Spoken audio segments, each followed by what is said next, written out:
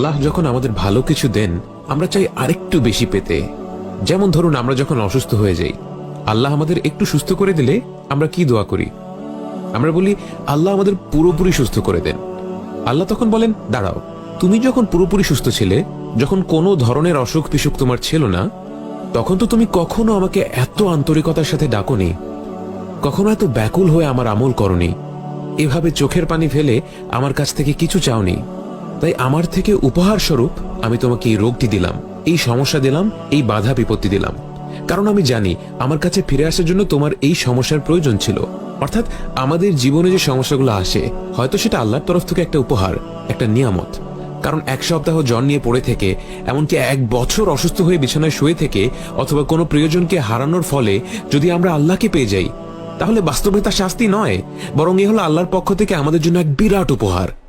কিন্তু অনেক সময় আমরা দেখি, যখনই আল্লাহ আমাদের জীবন থেকে কোনো বাধা বিপত্তি, বালা মুসিবাহ সরিয়ে নেন, আমরা তাকে আবার ভুলে যাই। আমরা যেন এটা হতে না দেই। আল্লাহ সুবহানাহু ওয়া তাআলা পবিত্র কোরআনে বলেন, لئن شكرتم لأزيدنكم। এখানে যে ভাষা ব্যবহার করা হয়েছে তার ব্যাকরণগত বিশ্লেষণ করে দেখলে আমরা দেখব, আল্লাহ বলছেন যে কোনো সন্দেহ নেই, আমরা একেবারে নিশ্চিত হয়ে বলতে পারি যে আল্লাহ অবশ্যই অবশ্যই নিঃসন্দেহে আমাদের বৃদ্ধি করে দিবেন। কিন্তু কি বৃদ্ধি করে দিবেন? বৃদ্ধি করবেন আমাদের নিয়ামতগুলো, আল্লাহর পক্ষ থেকে আমাদের উপহারগুলো। আমাদের জীবনে ভালো যা কিছু ঘটে সব কিছুই তিনি বৃদ্ধি করে দিবেন। কি করলে? আমরা যদি আল্লাহর প্রতি কৃতজ্ঞ হই। অর্থাৎ আল্লাহর নিয়ামতগুলো আমাদের কৃতজ্ঞতার সাথে ঘনিষ্ঠভাবে সম্পৃক্ত। আমরা যদি আল্লাহর প্রতি কৃতজ্ঞ না হই, তাহলে আমাদের জীবনে আপাত দৃষ্টিতে যা কিছু ভালো জিনিস আছে তা আসলে আল্লাহর নিয়ামত নয়, বরং এটা আল্লাহর পক্ষ থেকে শাস্তি অথবা একটা বড় ধরনের পরীক্ষা। যেমন ধরুন, একজন মানুষের খুবই আরামদায়ক একটা বিছানা আছে, কিন্তু সে আল্লাহর প্রতি কৃতজ্ঞ না। এই বিছানাটাই তার জন্য আযাব বা শাস্তিতে পরিণত হতে পারে। কিভাবে?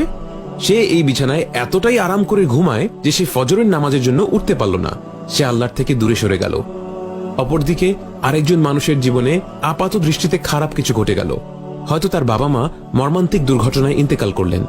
আল্লাহ আমাদের সবার বাবা মার হায়াতকে দীর্ঘ করে দিন, এবং যাদের বাবা মা ইন্তেকাল করেছেন তাদের ক্ষমা করুন।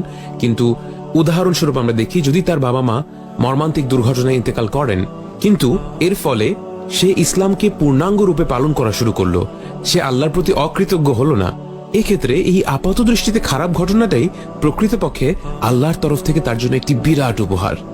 আল্লাহ যেন আমাদেরকে তার প্রতি কৃতজ্ঞ হওয়ার তৌফিক দান করেন। আমিন।